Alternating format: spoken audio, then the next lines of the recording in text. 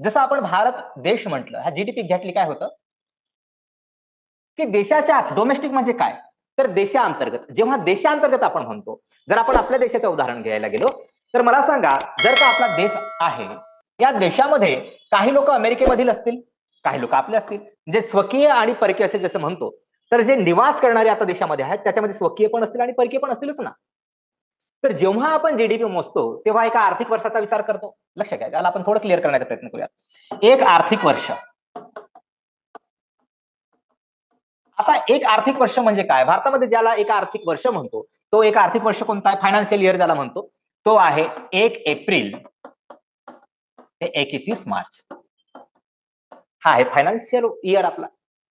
मग बाबा काय होतं की देशाच्या आत, डोमेस्टिक पाहिजे आपल्याला, देशाच्या आत ज्या काही वस्तू आणि सेवांचं उत्पादन केल्या जातं त्यांचं अंतिम मूल्य मोजलं. आता वस्तू म्हणजे काय, वस्तू आणि सेवा, परंतु यांचं काय, अंतिम मूल्य.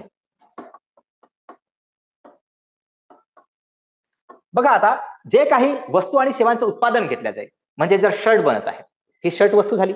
मात्र मी शिकवतोय तुम्हाला किंवा समजावून सांगतोय एखादी गोष्ट, तर ही काय झाली, माझी सर्व्हिस झाली, मी सेवा देतोय तुम्हाला.